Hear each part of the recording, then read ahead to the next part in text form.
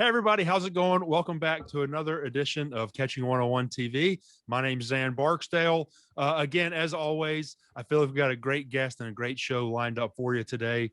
The guy we have on today is currently a coach with the Toronto Blue Jays in their minor league system. He's played professional baseball. I've met him at Catching-101 in person before. We've chatted online for quite a while. So I'm interested to dive in with him, have a little bit more in-depth conversation about a few things that I'm interested in hearing about, and hope you guys will be as well. So with that said, here's today's guest, George Carroll. What's up? For anyone that doesn't know me, I'm from a small town in the Northeast called New York City. I don't know if you guys ever heard of it. Played college ball. I went to Hofstra University my first year of college. Loved it so much I decided to transfer to New York Tech. Played at New York Tech for the great Bob Hirschfield. And then I was there. I also got to play with my best friend from high school. We played in high school ball together and we played in college ball together. So he's actually the one that convinced me to transfer. After that, I was an undrafted free agent with the Blue Jays. Played with them, played a little independent ball in the Atlantic League with the Maryland Blue Crabs. Worked at IMG, still currently help out with Baseball Factor in the off season. That was another job. And now currently a minor league catching coach with the Blue Jays. So you've seen a little bit of everything at a bunch of different levels. And one thing you didn't mention that I read in your bio is you did something that I've always dreamed of. You caught the home run derby a couple of years back, right?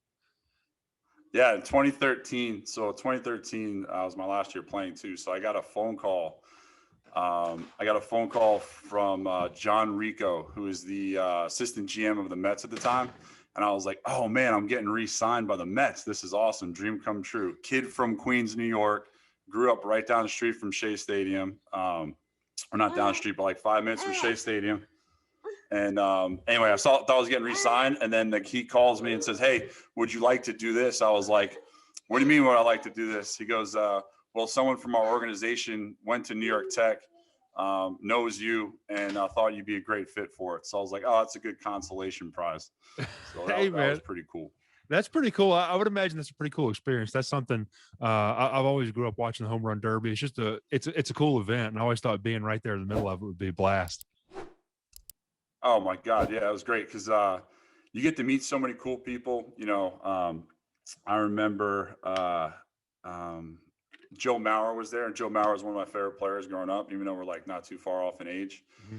But I went up to him, I talked to him, had a conversation with him. He said, hey, man, come by my locker later. We'll chit chat. Got to talk to him for a little bit. That was really cool. Met Mariano Rivera. That was a really cool story. So there's actually a picture that my friend sent me of him and I talking to each other on Fox or whatever the channel was. And he sends me a text. He goes, are you really talking to Rivera right now? Did you really make that guy laugh? I said, yeah, of course I did. So the reason I'll just talk about this story quick. So we're in the bullpen I was the American League bullpen catcher. So we're in the bullpen, and prior to that, the day before, his son played at Iona College, and a buddy of mine coached him. So I kind of knew who the kid was, had a connection, went up to him and talked to him and said, hey, I have a baseball card that I would like for your dad to sign. And he goes, oh yeah, no problem, I'll sign it. So I had it in my back pocket, and I had a marker in my back pocket the whole time. Comes out to the bullpen. He comes up to me, he goes, hey, do you have that card to sign? I said, absolutely. Oh my God, I forgot about it. So I pull out a marker and the thing. I'm like, here you go. So he looks at me and goes, hey, I signed this card already. I said, yes, you did. He goes, when did I sign it? I said, in 1996, you did a signing at a Holiday Inn in Long Island, New York. And my dad took me to see it, to meet you. And my dad said something stupid because he was like an awkward silence. And he goes, oh, what was it like? What's it like signing all these baseball cards? And you said, and as I'm talking to Rivera, I said, and you said I'd rather throw 100 pitches in an inning. And he starts laughing. And that was the exact moment that they caught on the TV apparently. And the cool thing about that card, the only stats on it are GCL stats. How about that? That's crazy. Yeah, right. And that was a random card my dad grabbed like when we were at the Holiday Inn. He's like, "Oh, just take this one." He picked a good one, man. Oh, he was one of my favorites. That's unbelievable. So, Well, man, I'm sure you got a million stories like that, and I can listen to those all day. But I do want to get into catching stuff. Kind of before we start the conversation, just to make sure everybody can find you. Like I said, I know a lot of podcasts kind of wait till the end, but I'd like to go ahead and give you an opportunity because I know you post a lot on Instagram. Just share where people can find you if they want to get more info or would like to contact you. So I'm a big, I'm not a big Twitter guy. I feel like Twitter's saturated with stuff. So I like doing the Instagram because I feel like more people are visual people. So I'm big on the Instagram. So you can find me at GCarroll20, which is at GCarro20, or I think you can type in GC20 baseball, something like that. The other thing that I do with my best friend Lou Bernardi is we do a podcast called Coaching Confidential, where we really break it down, especially for youth kids, because him and I both work with a lot of kids. So, we do that as well. And you can find us on Instagram as well, at Coaching Confidential, or on Spotify and Apple Podcasts. Awesome. So I will link that below, and I will put your Instagram handle on the screen so everybody can't miss it. And they can contact you and reach out. And yeah, so one of the reasons I wanted to talk to you is, like I say, I do see the work you're doing on Instagram, but or working with youth guys, but I think you've probably got an interesting perspective because you are working with youth guys, but you also coach professional players at the same time. So I feel like a lot of times maybe people who are, I hate to say outside the circle, but people who are just new or don't have, really tight connections with guys in pro ball. I feel like there's a kind of a disconnect between what we think is taught professionally versus the amateur level. Maybe professional guys can get away with certain things because they're super athletic and super talented, and we may teach amateur guys differently. So I would first be curious to hear, kind of what are your thoughts on the differences in amateur baseball or amateur catching and professional catching? So when you break it down to its simplest form, there's not a lot of differences, in my opinion. And one of the things that I started noticing, the reason why I started doing a lot of stuff on Instagram was I saw a lot of bad content, and I saw a lot of misinformation or not explained information. So, like, just to give you an example, when you're watching a lot of these like big glove moves, big glove sweeps with the pro guys, and then you start seeing like young kids doing it, it kind of like, you're like, oh no, you're missing something. Because one of the things that kids don't really understand, or some coaches don't understand, is the reasoning behind certain things. And I remember when we were at Catching-101, I asked a question. I forgot who I asked it to. But one of the things was, and I said, there's a huge disconnect, I think, between the player and coaching sometimes. And I said, the player doesn't always understand what success in the moment is. And I feel like we as coaches sometimes forget to explain what success is in the moment, because I'm a big believer. I have a definition of what drills are. I always say that drills are an over-exaggeration of movement patterns and game situations. So when we're coaching kids, we have to understand, we have to teach them, and this is my opinion, simplify the hell out of everything. So when you see these big glove sweeps, typically you see a lot of big glove sweeps on like breaking balls, pitches with more depth, right? And why do catchers do that? They're trying to match the plane in the ball, just as we as hitters are trying to match the plane in the ball when we're hitting. So that big uptick on a 12-6 breaking ball, you're going to see more upward movement than if you're going to see on like a 4-seam fastball. That makes sense.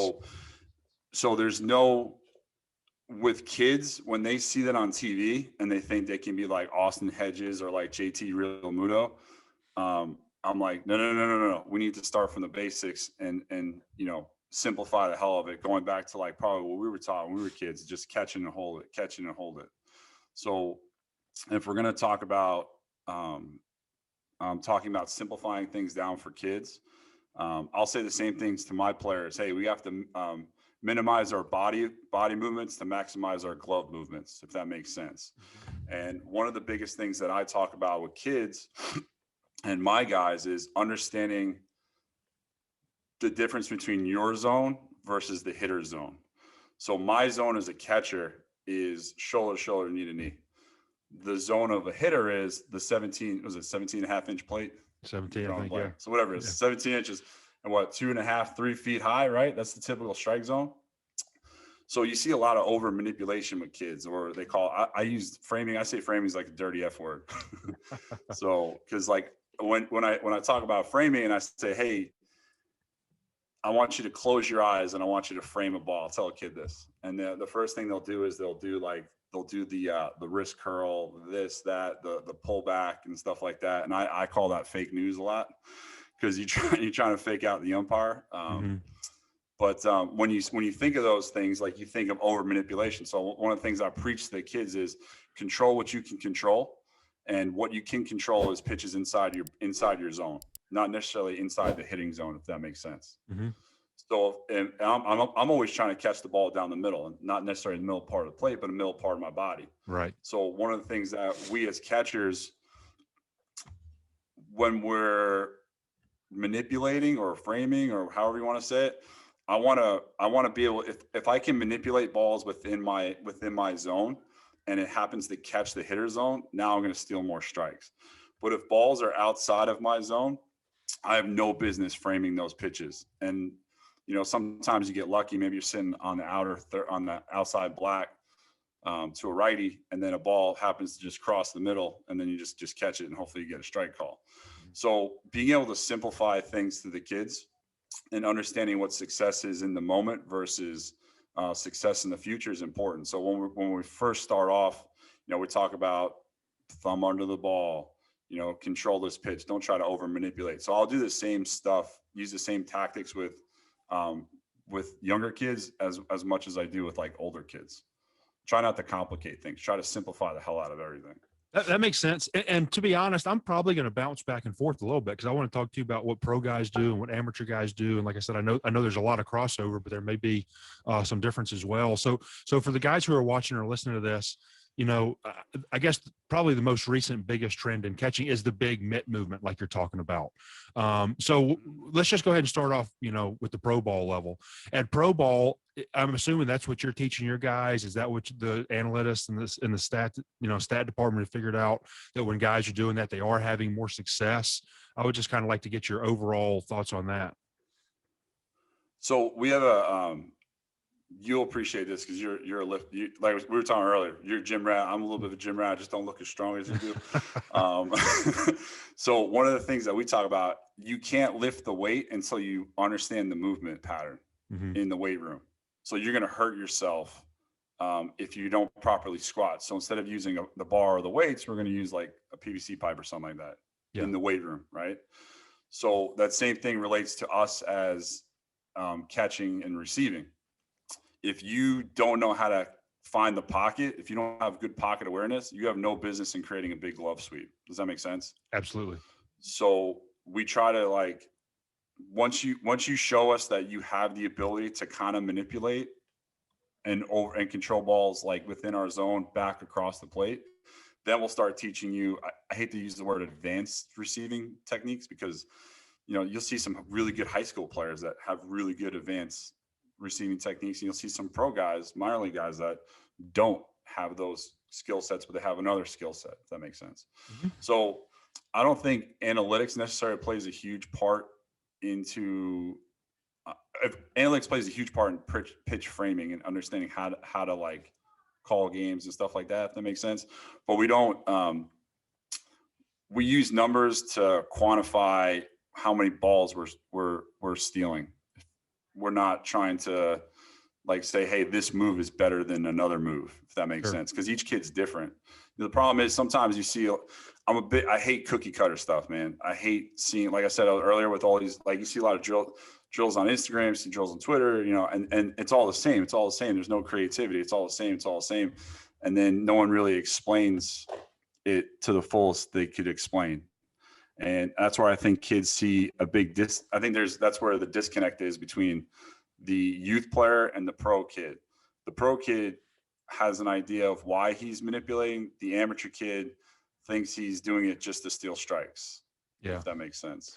It makes a lot of sense. And so on some of the podcasts I did last year, I haven't spoken about it recently, but I still said, maybe some people gave me slack for it or didn't agree with me, but I still think at the youth level, when you talk about the youngest guys, before we teach them the big glove sweep and the glove movement, we need to teach them just to be able to learn how to control the ball.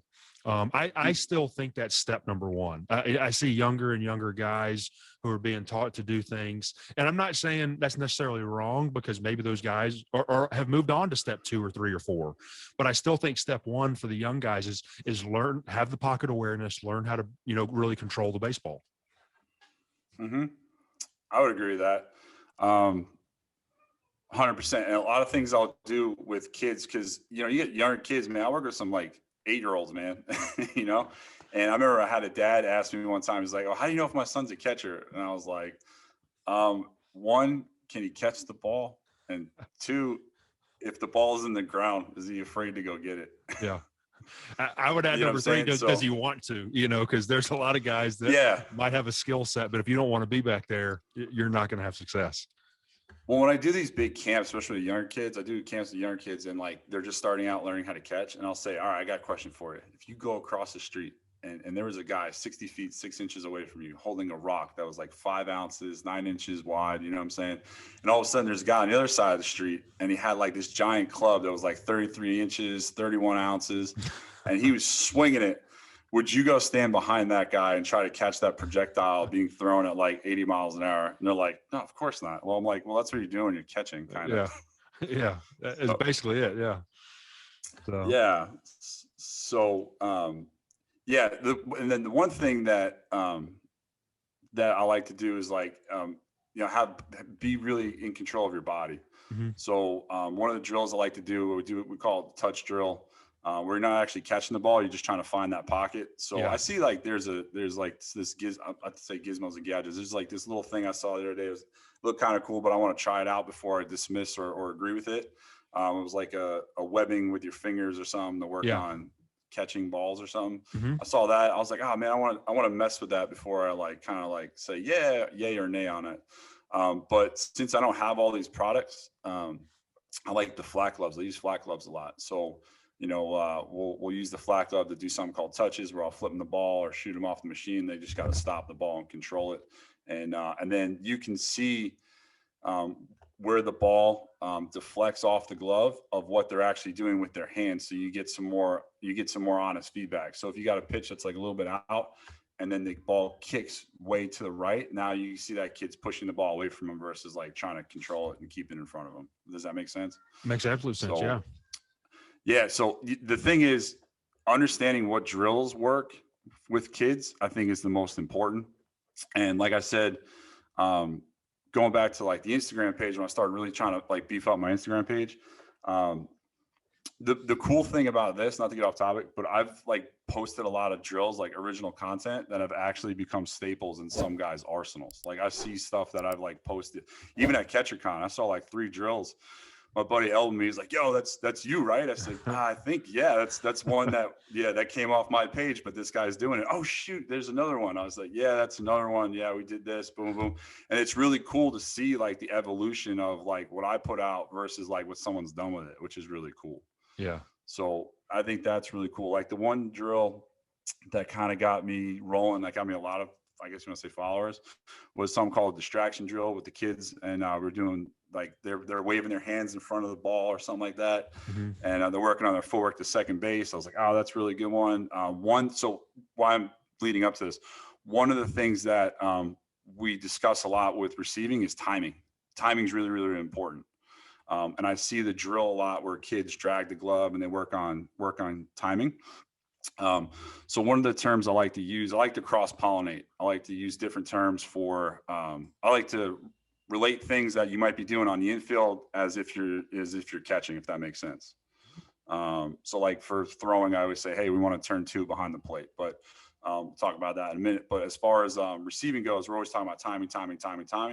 One of the terms I like to use is I like to think about like my elbow is a linebacker, and what's the job of a linebacker? Is to create leverage and get under his opponent to put his ass on the ground. So I like to think about control movements. What's a really strong control movement is think about working that elbow under the ball, even though like you physically can't do it on some pitches. So, but we want to have that idea. So like if the kid feels the elbow working under the ball, I'm like, oh, that's, all right, we're getting somewhere, if that makes sense. Yeah. Another analogy I like to use, one of my favorite movies as a kid was Toy Story. So I would say, hey man, if you, when Buzz and Woody went to the spaceport, what was the thing they jumped into? And this is what this helps with kids, like creating like little analogies for kids. That's why I like come up with some of these things. And I'm like, when Buzz and Woody go into the spaceship to leave, what it actually was the spaceship. Like, oh, it's the claw machine. And I said, well, what's the action of the claw machine? It's a game, right? Like, yeah, it's a game. And I'm like, what's the action? And they're like, oh, it's up to down. And they grab the toy from the top. And I'm like, is that an efficient way for you to win that game? Or is it designed for you to lose? They're like, oh, it's designed for me to lose. But I said, imagine if the claw was underneath the toys. Do you think you'd have more success in controlling the toy and like winning the prize? And they're like, yeah. So I'm like, that's what you need to do to the ball. You can't catch the top of it. We have to work under it or behind it. That makes sense. So when you create these like little analogies for the kids, I think it goes a long way. And then sometimes I'll use these stupid analogies with my pro guys, and they all laugh at me like I'm an idiot, but they all understand where I'm coming from. So it kind of lightens the mood. They're like, oh, George, you're an idiot, but I get where you're going with this. So I like to do that just to have fun with the kids. And my minor league guys are kids too, man. They're like 18, 19, 20 years old. Yeah. So the other thing, talking about timing, man. So one of the drills I came up with last summer was I was in the cage and I saw this slide board, the slide boards that you hit off of. Yeah. So I saw that and I was like, I see everyone doing that glove drag sweep drill. But when I found out working with kids doing it, kids get fully extended with their arm way too early. And they actually lock out and they, with that drill, they lock out and they catch the ball too far out in front of them before they should, if that makes sense. Yeah. So I was like, what can I saw this thing. I was like, oh, let me see how this works. So kind of creating so I came up with this idea to create like an elevated surface, like to kind of like, almost like you're an airplane, like taking off. So we started doing that. I started doing that with some of the kids to work on that timing, to like use that drill, but make it better. And using that drill as like a ramp to like really think about working under the ball. And then I'm like, all right, I want you to catch the ball just in front of this block. And then, I want you to finish and present. And I found that helped out a lot with timing. So I think getting kids to understand, that timing when we're talking about receiving, is the key and the most important thing, for glove awareness, for manipulation, all that stuff. I think that's one thing that you have to hammer to the kids, being able to get that glove behind the ball on time and control it, work behind it. I'd rather be a little bit earlier than later though. Yeah, that makes sense. So one question I want to ask you, so we've spoken kind of mostly about receiving so far. And I think, if you're following people on Instagram or Twitter, it seems like the receiving is very heavily weighed at the big league level, which is why younger guys are starting to, put a lot more emphasis on it probably now more than ever. At the lower minor league level, how much of a player's advancement depends on the way they receive the ball? I think that's a good question. You have so many factors that move a kid. There's like, it might not just be receiving, it might not just be this, like hitting, but being able to control a buckshot at like 97 miles an hour is really hard. So we put I'm pretty sure we put like a heavy weight on receiving. Like I especially at my level, like where I'm at, I'm usually I'm like been at a lower level for the most part. Manipulation, strike stealing isn't always the number one. It's more of like, for me, it's more being in a good position to react, being more athletic, working on timing, working on finding the pocket. When you go up the ladder though, it plays a huge role because if you think of it this way, there's about 150 pitches thrown by a team every night. And of those 150 pitches, about 50 of them are either fouled off or put in play. So you're left with like 100 balls left that the catcher might have to actually touch. Mm-hmm. And typically, I think it's like every game, there's like 1.3 steal attempts per game per night, which is not a lot. So you're only throwing to the base like once or twice a game. I think on average is like 4 to 6 balls thrown in the dirt. And I say like half of them are probably like I wanted it in the dirt. Yeah. And so you're left with like almost like 90, 92 pitches that you're 90, 92 pitches that you're catching. So if you can take, let's say a guy's throwing 60% strikes, throwing 60% strikes and 40% balls. And if you can elevate his strike total to even just 62%, like you're going to probably get another punch or two. You're going to save yourself a run. You're going to help that pitcher win the game. So that's why there's a lot of emphasis on receiving. And then I have this argument all the time with people. They say, "Oh man, we need the umpire, the electric zone, because like umpires are so bad." And then my argument is always, no. Umpires aren't that bad. Catchers have just gotten that good. Yeah. So you know what I'm saying? So it's just, and then the other thing too that people always forget is the human element that goes into the relationship between the catcher and the umpire. I remember as a kid, you learn how to talk to these guys. And if we were like in like the South or something, we're playing God knows what, and you get a Southern umpire, there's a New York City Southern bias, man.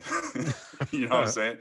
So you go down their ballpark, you're playing Auburn or something, you know what I'm saying? You go down there and you're like, oh man, these guys don't like you already when you just get off the bus, man. They're going to favor the hometown. There's a hometown bias. So you got to try to figure out how to get friendly with these guys. So I remember like, I would ask questions. They'd be like, hey man, you like fishing? They'd be like, oh man, I love fishing. Talk to the umpire. And they're like, oh man, they're like, oh, what do you like to catch? I was like, well, I'll tell you what, let me tell you a story. I said, oh man, I went deep freshwater fishing one time in Oconee County in Georgia, deep freshwater. It had to be like 10 feet to the bottom. And I caught this huge 2.5 pound catfish. It was so big, we had to throw it back. Yeah. And then they're like, hey, man, hey, bake it all. I'm like, yeah, I know, just trying to make you laugh. Yeah. You know what I'm saying? Like try to find like little things with the umpire. It's like almost like it's gonna be funny. It's almost like dating, That's it, dude. It is. Yeah, it's building that relationship. Hey, you're going on a date. Holy crap, dinner hadn't even gotten here yet. We got to talk about something for the next 15 minutes, trying to find ways to communicate and talk. Hey, no girl is ever out of your league, just maybe out of your element. There you go. I like that. I like that quote. There you go. So that's pretty good. There you go. I'm full. Got a bunch of them. There you go. Hey, so I want to turn back just a little bit and talk about the electronic zone, because that's it feels like people are either super for it or super against it. There's not a whole lot of people in the middle. With you being a pro ball guy, I'd be curious to get your thought, maybe a little bit deeper thoughts. One, do you think it's going to come? And two, what do you think changes would be made because of it if it does come? Well, you got to always prepare for things, even if they're not going to come, expect the unexpected. Yeah. So if it comes, it'll be interesting because we've already seen it play a little bit. I honestly don't have any inside information on this, but it's such a difficult technology because think about it, you have to adjust literally to every hitter unless you standardize the zone and say, hey, the zone is going to be, I don't know, let's say 19 inch. Let's give a ball or two on the outer side of the plate. So let's say it's going to be 20 inches wide by 3 feet high. Mm-hmm. That's the only way you can really make it work, in my opinion, because the technology has to be really advanced where you're literally measuring up every player.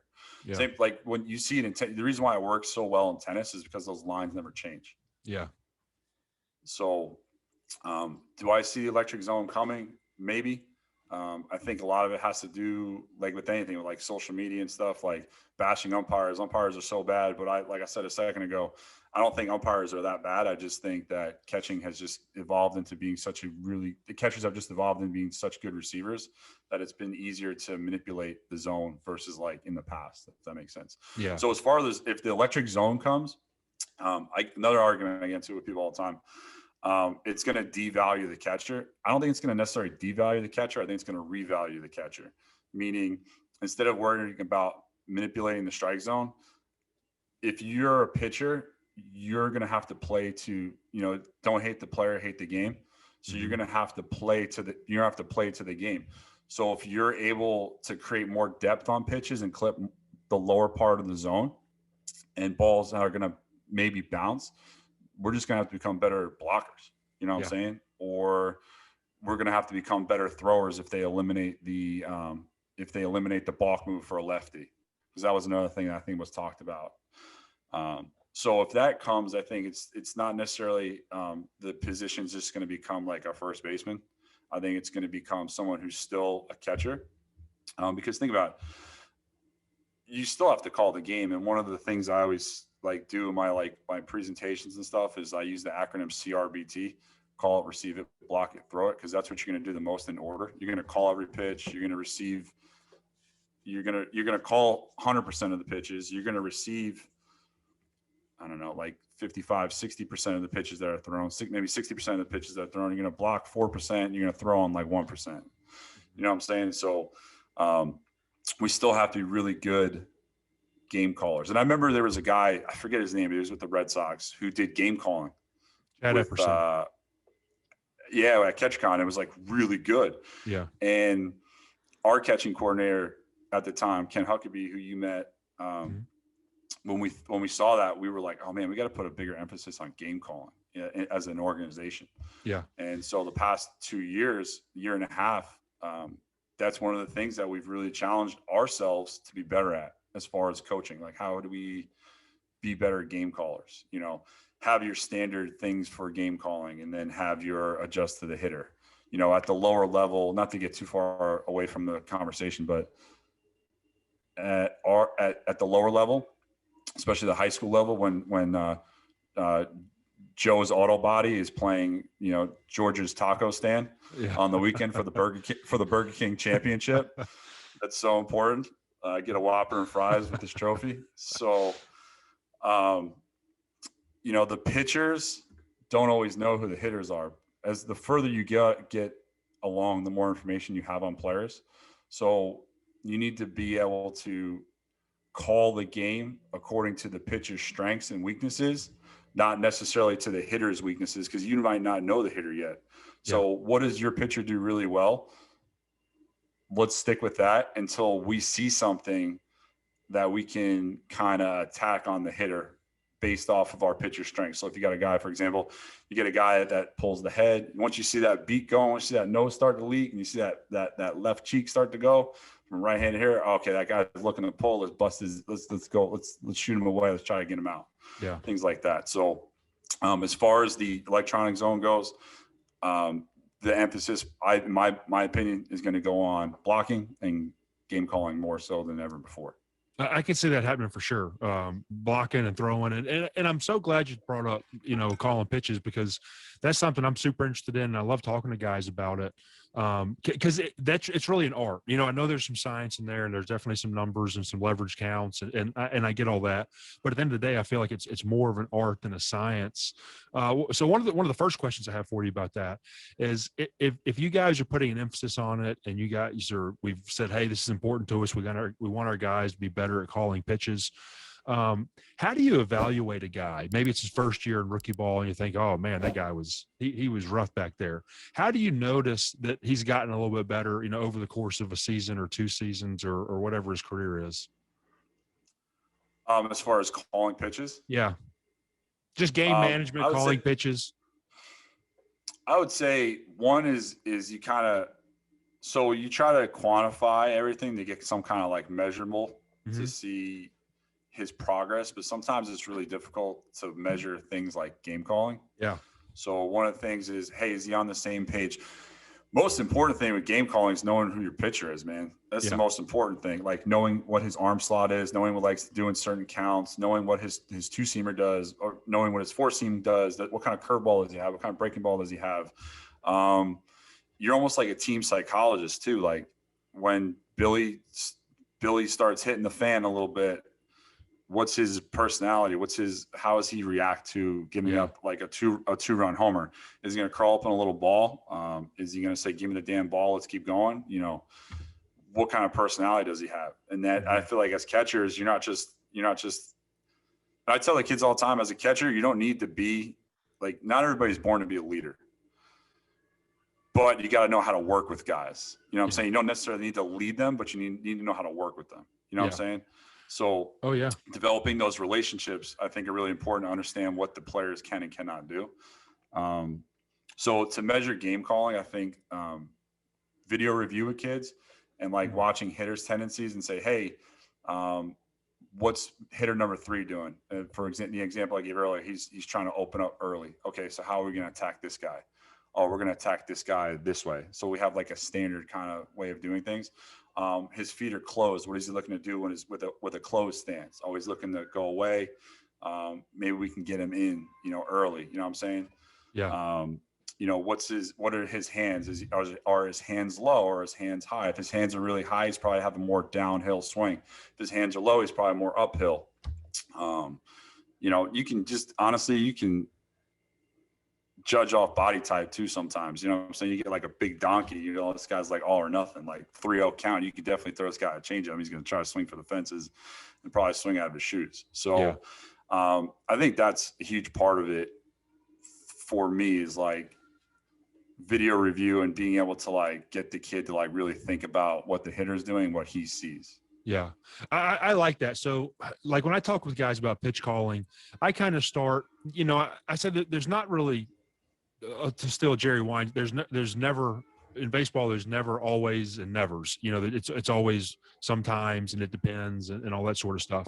So when I'm talking about calling pitches with guys, I don't necessarily have hard, fast rules like, hey, in this situation, you got to do this with this guy. We got to do that, or we can never do this. Yeah. I think it's not quite that black and white, but I do have a couple of, pillars or principles. I think number one, like you said, know your pitcher first. We're going to pitch our pitcher's strengths first. Another one would be, knowing things like game situation. Hey, if a guy hits a leadoff double, the next guy's trying to get him over. We probably don't want to feed him a fastball away to a right-handed hitter on that side of the plate. It sounds like from your conversations, I think one step beyond that is, again, reading the hitter. And it sounds like you guys spend a fair amount of time on looking at, what type of swing does he have? What is his setup? Where is he in the box? What's his body type? All that sort of stuff. Yeah, but it's at the lower level, it's more generalities, meaning like, it's reading tendencies. It might not necessarily be player A. This is how we're always going to attack player A. The type of player that player A is, that's how we're maybe going to attack him, because he has the same tendencies like all these other guys, if that makes sense. Yeah. So what would a couple of hitter types still going off of the pitcher's strength though? Like, how do we attack that guy? So I didn't mean to cut you off. No, that's okay. So if you had to categorize a couple of like hitter type, just for people listening, so maybe we say we have a fast leadoff type hitter, maybe we have a middle of the order type hitter. Is that kind of things you're talking about? Yeah. So I use this a lot. I learned this from Eric Bakich, who's the head coach at Michigan in Ann Arbor.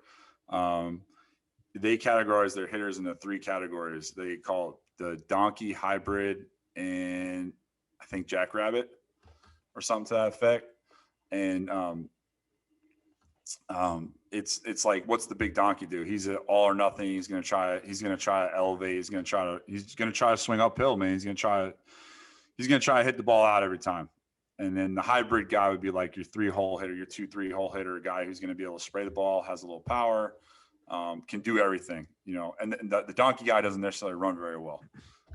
Then the hybrid guy, he's like your average, maybe above average hitter, runs okay, hits the ball hard, stuff like that. And then you got your little jackrabbit guy. That's your speedy guy, the guy who's going to just try to put it in play, try to get on base, what have you. So I like that. And I use that a lot. And that's where I learned that. Yeah. I think that's good, man. Cause I'm with you. I think the majority of it depends on what our pitcher's strengths and weaknesses are. What is he capable of? What is he not capable of executing?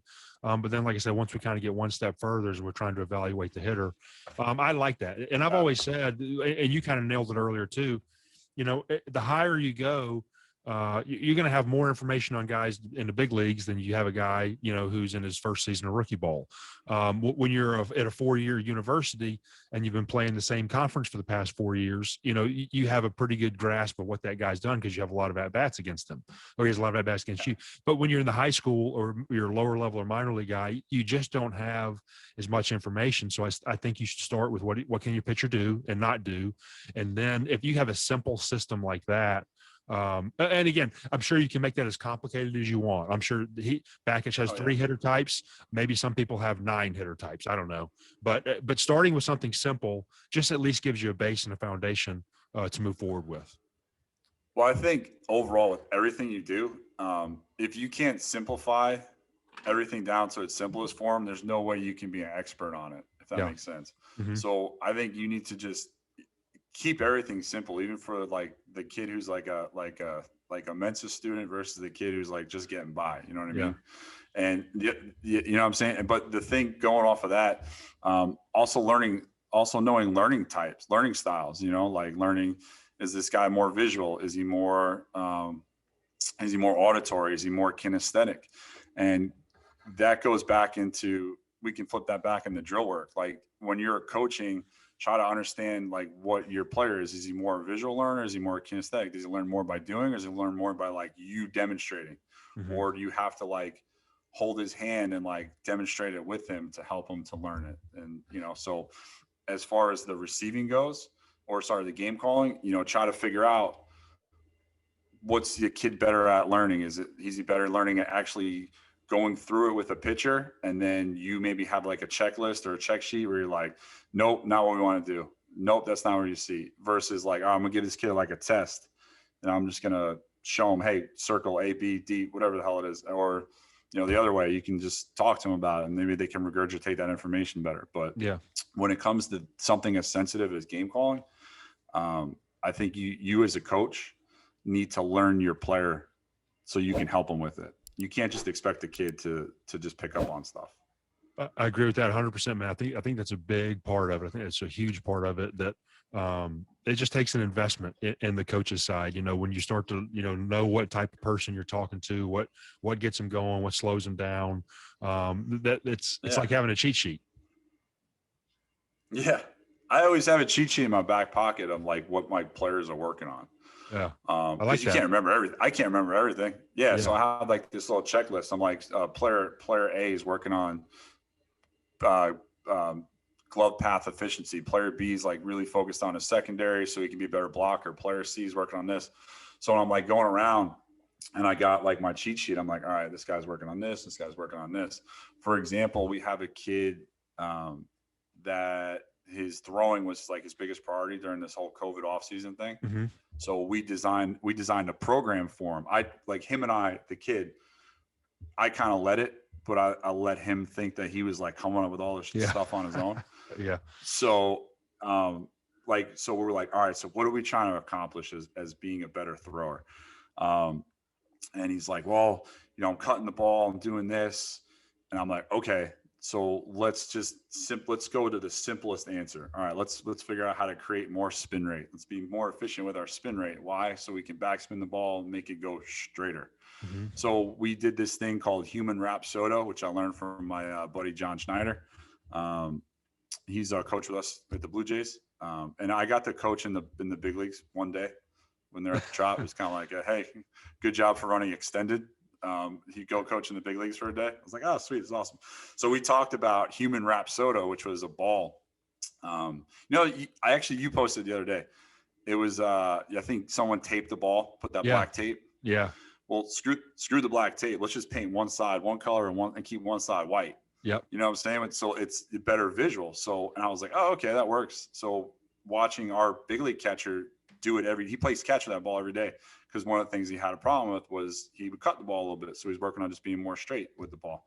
So once I learned that and I used it with this player in the minor leagues, we designed a throwing program for him. So going back to quantitative measurements, like measuring success, his throwing partner would come up with just a percentage of how many times he backspin the ball throughout his playing catch. Mm-hmm. So let's just say the kid, all right, you can see it, like proofs in the pudding right there, like one side's blue, one side's white. So when he's throwing that ball, his buddy's going to like kind of in his head, nothing's perfect. You know, understand that you can't be perfect with these things. But the kid was like, all right, today it was like 50% backspin. So one side was blue, one side was this. The next day, 65, 75%. And then the other thing we worked on was arm strength. Building arm strength. And I believe you build arm strength by throwing. You know what I'm saying? Like you can do all the stuff in the weight room, helps, but it's not like the end all be all. It's not like the magic diet pill you get at like 12 a.m. where you're on like the info network. You know what I'm saying? Yeah. So, we have to incorporate all these things to help develop arm strength, good mechanics, all the stuff. So when he threw the bases, I would have him put a throw to 150-foot base. We're talking about going to second base. So throw that base 150 feet, try to hit it at a certain height. So let's say, I don't know, just throw a number out there. So 10 feet above the ground or 8 feet above the ground, whatever it may be. And then, hey, we're going to move it to 140 feet. And I want you to hit it 6 feet above the ground. Then we're going to move it to 100, what's the plate? 127.8 or 128.4, whatever it is. Yeah. Something like that. So whatever, 130 feet. So you're just bringing it down increments of 10. And then work on throwing that ball at 3 feet off the ground, if that makes sense. Yeah. So that was one of the things that really, he came into the fall, and he really felt that was one of those things that really helped build his arm strength and helped him to work on staying more true with his throws. Yeah. Man, I love hearing stuff like that because, like you said, you referenced that ball with the black line on it. And when I work with a lot of guys, I pull that out with, and some, a lot of times it's accepted and guys, embrace it. And sometimes guys are like, this is a little kid drill. And you just said you got a big leaguer that throws a ball like that every single day. I'm with you. One of the comments you made earlier is that there's a lot of overcomplicated stuff out there, and I'm huge on keeping things simple. And it's like, holy cow, if we got a big leaguer that can do this every day, if it's not too good for him, or, it's not too good for you. So I just love that mindset. Yeah. Cause like sometimes you hear guys talk and like you go to some of these conventions and you hear some guys talk, and I feel like guys don't really know their audience. Mm-hmm. They don't know they don't really know who's in the audience. And then some guys like to think they're the smartest guy in the room. And if you think that, like, you're in trouble. Yeah. So like, I'll hear some of these things. I'll hear some people talk and I'm like, hell, this is going over my head, dude. And I'm supposedly a quote unquote expert in the field of catching because of my job. Right. So like, I'll be like, oh, okay. Like, I'm listening to this guy. I'm like, if I, the professional catching coach, are not understanding what the hell you're saying, there's no way that Billy's dad, who's trying to teach his 12-year-old how to be a better catcher, knows what the hell you're talking about too. Like, and I'll tell kids sometimes too. Like I was doing a lesson the other day with a kid. And I was doing a hitting lesson, not to get off topic from catching, but I'm doing a hitting lesson. And I said, all right, pretend you know what I'm talking about right now. Just listen to me and just pretend. At contact, you want to be you're like your chest. You want to be at like 0 to -10 degrees at contact. Like, lean back when you hit the ball. Yeah, because you can't keep going forward. So it's like 10 degrees. I'm like, just listen. Like, I'm gonna put this cone right here. Every time you hit the ball, I want your nose behind this cone. Like, just keep your head behind it. Yeah. Oh, okay. So if anyone ever asked the kid about, hey, what are you working on? Well, I'm working on like getting behind it like at 10 degrees. And I'll be like, all right, at least, I don't care. He knows the 10-degree mark. I just know that he's like really focused on this. And that's going back to what we were talking about in the beginning, defining what success is within the drill. So, if I get a kid who's working on whatever, sometimes we put too much emphasis on the end result and not actually what's happening prior to get to that result. Meaning, like, if I'm working on blocking and a kid's having trouble blocking, and I tried to find this out. I went to On Base U and we learned about sequencing the kinetic chain. And my friend has a K vest because I do a lot of stuff. I think I told you with Baseball Factory. My friend has a K vest. And so I was trying to figure out what's the optimal blocking sequencing. Like, what's the best way to most efficiently block balls. And you put something up the other day. Again, it was like the blocking zone. Yeah. And I have something very similar that I actually showed to my guys. I'll send it to you after this. Okay. I call it the trapezoid. Anything within that trapezoid, we can move with a standard block. Anything outside the trapezoid, this is with like the oh no blocks, if that makes sense. Yeah. Yeah. So I call it panic zone. So same thing. Yeah. I just say oh no because I learned another word with it when I was younger. Yeah. Yeah. So, but anyway, so if a kid's not blocking the ball well, but if the drill is aimed and focused to him literally just getting his glove to go first and keeping it on the ground, to me, that's success. So that's my measurement of success. Like, we're going to do 10. Hey, Billy, we're going to do 10 right now. I don't care if you block it, miss it, whatever. Just your glove's the first thing to go. All right. So we do that. Glove is the first thing to go. All right. We did it 8 out of 10 times. All right. Now, guess what? We're going to put your glove on the ground. And now I want you to efficiently drop to the ground. So I like to say, replace the ground with your shins. Some guys like to talk about kickback. I'm good with that. I just don't like when kids fall on their knees because then they come off balance. Yeah. If that makes sense. That So makes I like sense. to think about landing. Yeah. So I like to think simplify. If I'm thinking about landing on my patella ligament, I'm in trouble. But if I think about landing on my entire shin, like it's going to be easier for the kid to figure that out. Yeah. If that makes sense. So, all right, we're going to land on that. So now the glove's on the ground. We're going to do 10. Let's just focus on getting your shins to the ground. All right, this is 7 out of 10. So now we're going to progress. And we're going to get to the point where the kid's just doing the whole blocking sequence on his own. So for me, the sequence would be glove, shins, chest, chin. So glove leads, shins hit the ground, create a good, however you want to say it, spine angle, chest over the ball, whatever. And then make sure you're watching that ball with your eyes into your chest. So that's the chin tuck. Yeah. But getting a kid to, like, if I had a kid that was like struggling blocking, I'm just like, just do it. Just drop, and didn't break it down to that level of detail. The kid's never going to understand how to actually block or actually, he's not going to figure out the proper sequencing to block. Yeah. Well, and that makes sense. And I'm glad you brought up blocking because we're about 45 minutes into it. And this is one of the things I wanted to ask you about. So, and again, I feel like the kind of one knee stance versus traditional stance, I feel like that's gotten not beaten to death, but it's gotten analyzed and for good reason.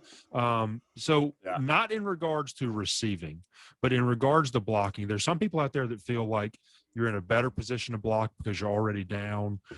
Some people, have the opposite view that you're less athletic because you're less mobile. What are your thoughts on, being in a one knee down for your secondary stance where you need to block and throw? So, all right. Always put the kid in the most optimal athletic position that he can be in. And for me, I think a traditional secondary, but making sure your footwork is proper. So I like to say, get in your secondary with your toes on a 45 or general 45. So if your feet are like kind of ducked out, you can move better laterally to the ball. You have more range to go block. I do not think that kids, and this, we're talking about children versus professional athletes. When you're watching those guys on TV block off one knee, they're the most elite. The worst player in the big leagues is one of the most elite 750 players in the world, bro. Yep. Like, he's the best. He's better than you. You know what I'm saying? Like, understand that when you're watching. He's terrible on TV, but he's still better than you. You might, you know what I'm saying? Almost everybody. He's better than almost everybody. Yeah. Yeah. There's like billions of people. He's one of 750.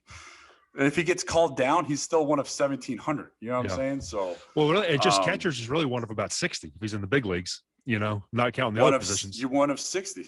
Well, think of it this way. I'm going to answer your question, but think of it this way. You have what? Now you have 5 teams in the minor leagues. You typically have 3 catchers on each team. So that's what? That's 5 times 3. That's 30. 15 guys for each organization. 15. Jesus. So 450 minor league guys. Yeah, there you go. Sorry, math screwed it. Not a math guy. That's all right. Although, bar math guy, not a regular math guy. But anyway, one knee versus traditional.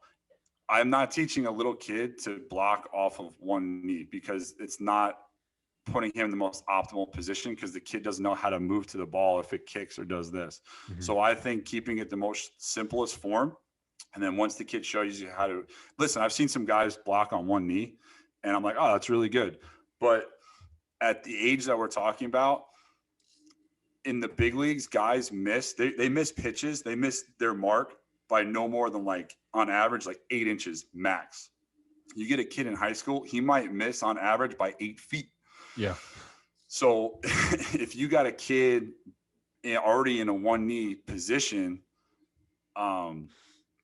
and the ball kicks like the panic zone you talked about, there ain't no way he's getting to the panic zone and being on that one knee position.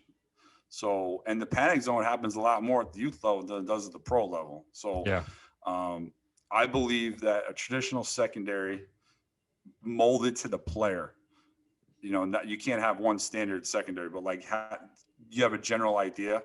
And then creating balance, like having good posture. If you have good posture, and what's posture? Like when you walk, chest straight up. When you catch, if you have chest straight up, you're off balance, you're on your heels. So making sure the majority of your mass, your weight is over the center of your body, so that you can maneuver, you can move side to side well, you can kick back, you can go forward, and you can't do that on in a one knee position. Yeah. So I think I agree with that. Like I said, I've seen some statistics, and I've seen presentations that, they show the benefits of blocking out of a one knee stance, particularly at the big league level, because that's where all the stats come from. And I'm not going to dispute those stats. I definitely agree. There's some guys that are probably better blocking out of a one knee stance, but I think the thing to remember, and I'm not saying it's right or wrong. I'm saying each coach and each player individually needs to make a decision for themselves.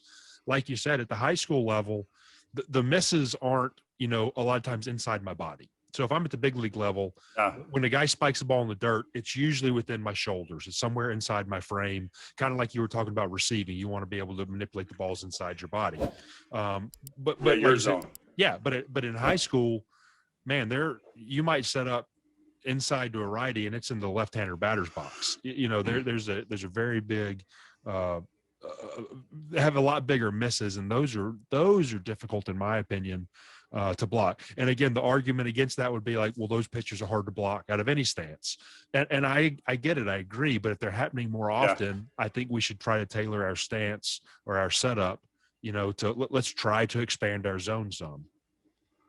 So I get a question all the time, like, "Oh, my kid's missing fastballs. He's not blocking fastballs in the dirt." And I say, fastballs are meant to be caught. Fastballs in the dirt are meant to be defended, not blocked. Yeah. And I'm a huge hockey fan, so I'll compare it to I'll be like, "Oh, you got to be like a young Henrik Lundqvist out there," because I'm a big Ranger fan. So I'll be like, "All right," or I live in Tampa, so I'd be like a good Andre Vasilevsky. You know what I'm saying? So, those balls are meant to be defended, not blocked. Balls with depth in the dirt, those are meant to be blocked, if that makes sense. Mm-hmm. And unless you're getting consistent 12-6 breaking balls, I think that's the only position that one knee blocking stance really works. Yeah. You know what I'm saying? Because that ball is just going to go straight. Once he hits down, it's going to kick straight back. Yeah. It's not gonna veer off. And the other thing too, what else sucks? Playing surfaces in the high school level. Yeah, absolutely. That's another thing that kids don't understand too, is like, if that area is not flat like it is in the big leagues, so balls are going to take funkier hops. You know what I'm saying? So they're going to hit like a pothole in the ground. And it's going to kick away. Yeah. So, you got to always expect the unexpected when it comes to stuff like that. Yeah. Let me ask you this, so with you coaching at the lower levels of the minor leagues, the guys you're getting, they're fresh out of high school, fresh out of college. Have you seen a difference over the past couple of years? And maybe it's too early to tell. Are guys more prepared out of high school or college now, or maybe less prepared with all the changes? I'm just curious if what guys are being taught at the lower levels is helping improve them, or if you've noticed them being better prepared for pro ball. And maybe it's too early to tell. I don't know. Yes and no, because you get a lot of there's a lot of Twitter All-Americans out there that are like teaching, and they don't actually explain what's going on. So when you get a kid who's very stubborn about certain things, and you kind of let them go until they fail. Like, you don't bring a kid in and you just start working with them.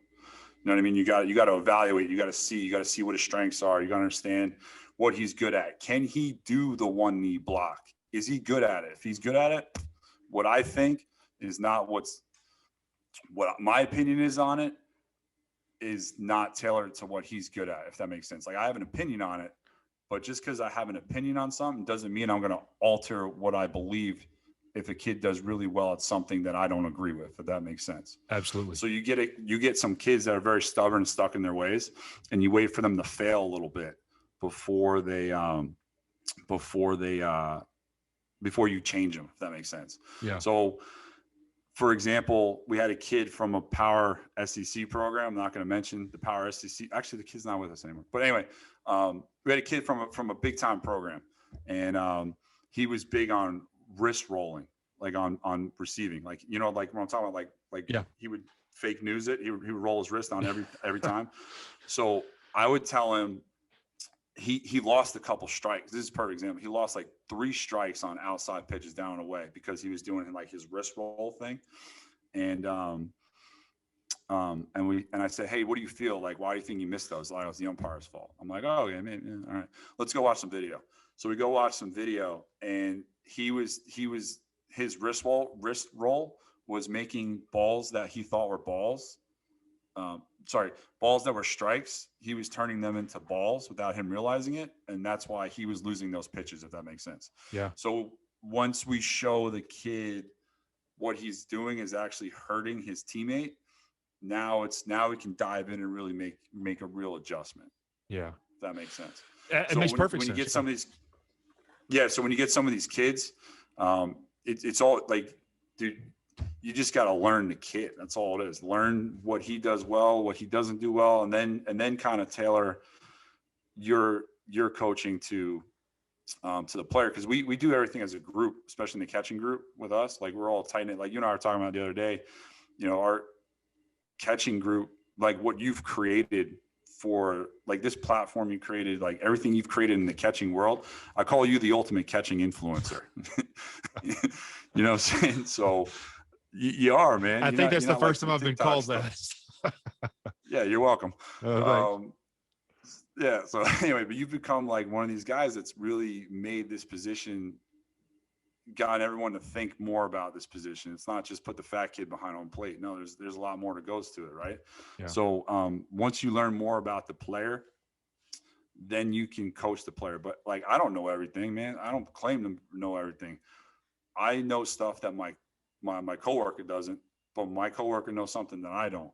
Absolutely. So we can, and I hate to use the word collaborate because I feel like that's another thing that gets used overplayed, but we need to collaborate and work together to figure out how to help that kid. Cause it's not about me. It's not about, my buddy. It's about getting that player better. And that's where sometimes you see a little disconnect at the youth level, because it's about winning that Burger King championship on the weekend. So Joe's taco stands, like, travel team looks good. Like, they recruit better players. You know what I'm saying?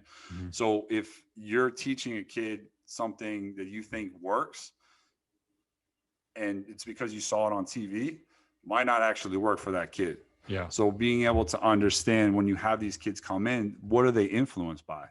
You got to understand, like, the culture these kids are in. They're influenced by social media. They're influenced by TV.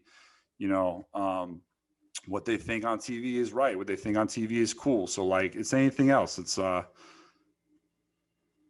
getting to know the mindset of the kid. The other thing too, another thing that I like to ask kids is like, hey, who's your favorite player? And I learned this from my friend Anthony Iaposi. He said, hey, anytime you talk to these kids, ask them who their favorite player is, and that'll give you an idea of like who they base their style off of.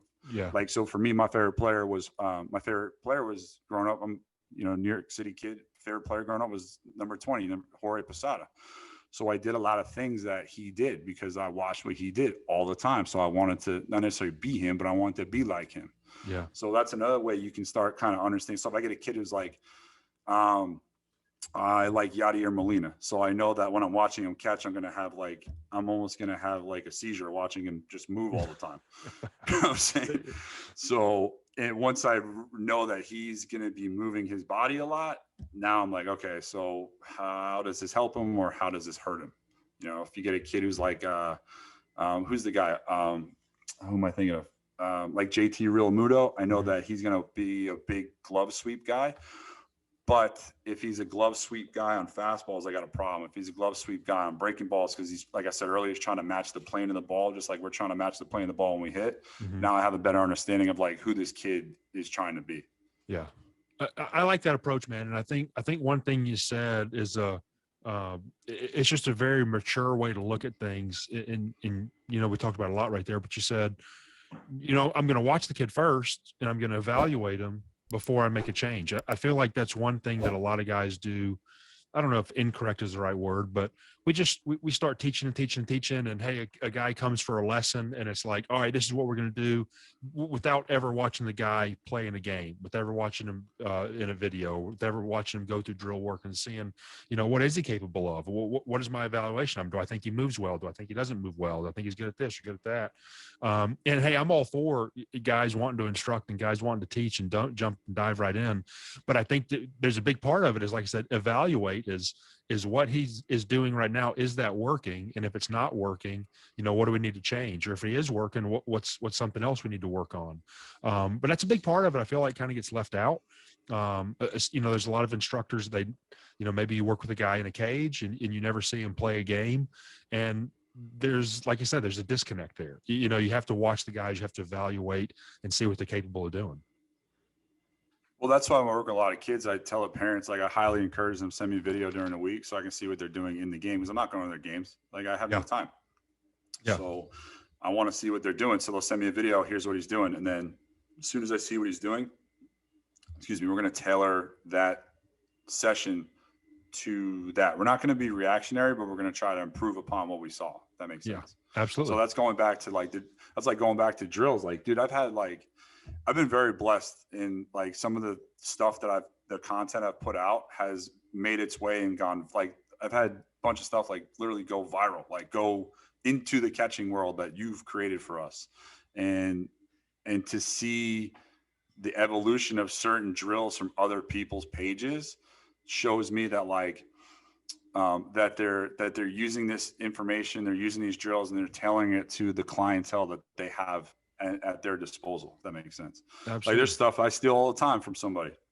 If I see something I like and I'll steal it, give that guy credit, because that guy helped me help one of my kids. Because at the end of the day, coaching is service leadership. It's not, you're in coaching for two reasons. One, to make, and you're not making a lot of money, but you think you're making a lot of money, or you're looking to serve and to help kids grow. I really, honestly, there's times where I'm like, oh God, I can't believe I'm doing this today. But you're there, you got to realize who you're there for. You're not there for yourself, even though I'm here to feed my family, but I'm here to help that kid, because that my reputation's on the line, because I don't advertise when I work with kids.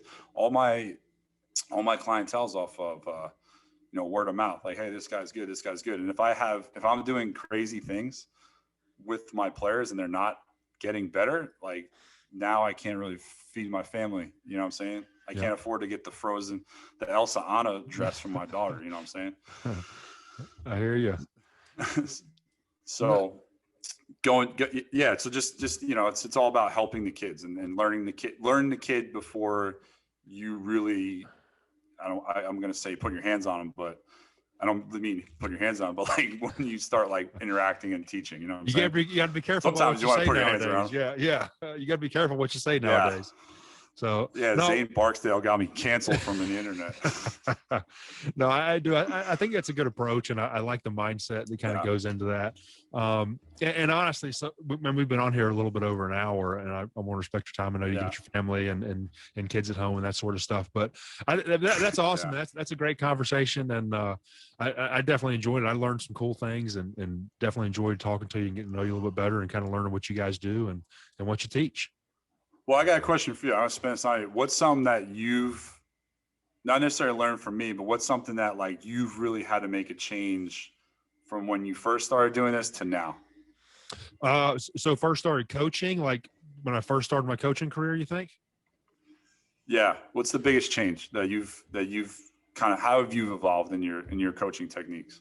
That's so I'll be the first to admit, and I've said it publicly on other podcasts and things at times. So when I got into coaching, I think it was whenever I finished playing ball. I was 25 or however old I was. Same. And so my head coach, Dan McDonald at the University of Louisville, he was awesome, still is awesome. Okay. I don't say was, but he gave me complete autonomy to do whatever I want. Here I am, 25-year-old guy who's never coached. I've played, but never coached a day in my life before.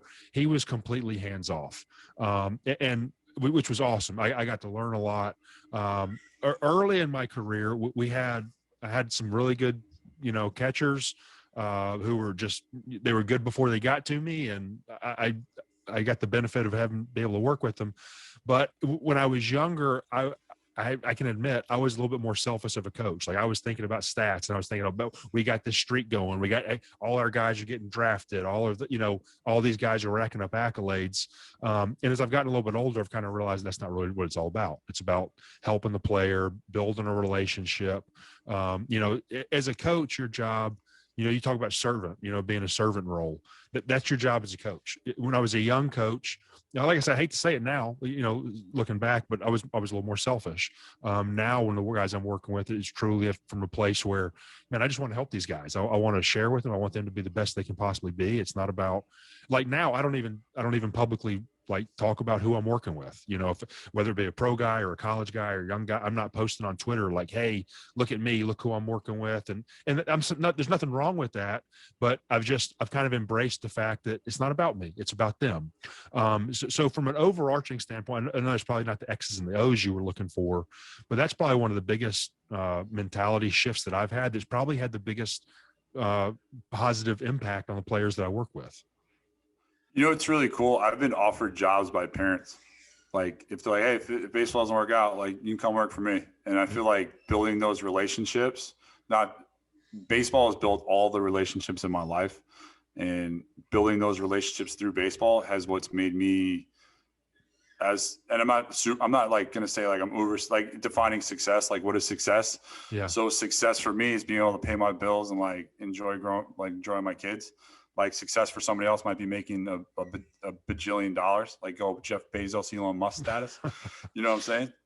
But for me, success has been developing relationships and like helping Billy get to make his JV team. Like Billy's not going to be a pro, but if Billy gets his JV team and makes his JV team, or makes the varsity team, like I feel like I had a huge part in that kid's development. So, I agree, man. So I'll be honest, I get as much, not to cut you off, but I get just as much satisfaction or more when I get an email from a parent and said, hey, Coach Zan, we came to your camp last year. Little Johnny didn't make the high school team as a freshman, but he made it this year as a sophomore. And I'm like, holy cow, that's awesome. That's music to my ears. Yeah, it's great. It's that's cool but it's the same thing. It's like almost a very similar story to me. Like I thought it's because like I grew up, it's my way or the highway. Like that was the mentality of like most of my coaches growing up. And I remember I had one child, I played for the Bayside Yankees. So I remember Mark Cassetta, I remember he used to say, you might be the best on your block, but your block effing sucks. Yeah. He used to say, and he's tough son of a bitch to play for, man. He's a legend, but he's a tough son of a bitch to play. Even like a couple of weeks ago, he texted a friend of mine and said, like two guys that are coaching with the Blue Jays. He goes, John, I cut his ass at 15. Guy played John Landon played in the big leagues. And he goes, George Carroll couldn't hit water if he fell out of a boat. And I'm like, well, he's catching coach in the minor leagues of the Blue Jays, playing professional baseball. Yeah. So he was like, he told me, he's like, Carroll, you stole $15,000 to go to Hofstra. You're welcome. That's hilarious. Like, man. Appreciate it. Yeah. But like a guy like that, like having a coach like that, like I knew he was a prick, but I love playing for him because like he would shoot you straight and like he'd toughen you up. Like that's the thing with a lot of kids now. It's like not a lot of kids. I don't know if not a lot of kids can play for that guy today. And that's, you know what I mean? Like it's a different mindset. It's the kids have evolved. So as the kids are evolving, we have to evolve as coaches because the coach shouldn't evolve. And my friend Anthony, I told you, Anthony, he says this all the time. Players don't evolve to coaches. Coaches evolve to players. Yeah. You know what I'm saying? So that's one of the things that I've actually significantly learned as being a professional coach. Yeah. Well, I think that's right at the professional level. I think it's right at the amateur level. I mean, it's just exactly like what you're doing on your Instagram account. I mean, you're sharing videos. Why is that stuff so successful? Because that's what kids want to watch. Kids don't want to go, do something else or learn a different way. They want to watch videos. So if you're a coach in the year 2021 and you're not using video review or video evaluation, like, what are you doing? Whether you think it's good or not, that's what the kids want. That's what the players want. They're watching their favorite players swing. They're watching their favorite guys receive and throw. And you have to be able to put your video or their video side by side and break it down. And this is what we're doing correctly, incorrectly. But like you said, evolve into what they like. Yeah, buy a $10 tripod from Jeff Bezos. That's it. Put it up. That's it. You know what I'm saying? That guy doesn't need a steak dinner with all the crap comes to my house. Yeah. But I mean, that's it. In reality, why do we do video so much? I mean, we do it because that's what the players want to see, and that's what's helping them get better. So I'm with you, man. I completely agree with you. I like the idea of doing that. So, but anyway, man, I know you got a busy day and a lot going on there, so I'll let you jump off here. Definitely enjoyed talking with you. Like I said, I'll put your Instagram handle on the screen so everybody can find you, and hopefully everybody reach out to you and check out what you're doing. Good luck the rest of the spring, as I know you're taking off for spring training soon. Yeah, no, I appreciate that, man. Yeah, my little daughter just came running in. I think it was the timer's up. But anyway, man, okay. I appreciate you creating this platform, this environment for all of us. So again, thanks, man. Appreciate you. Thank you, man. Like I said, I've enjoyed the conversation. Looking forward to talking again soon. All right. Thanks, Zane. See you.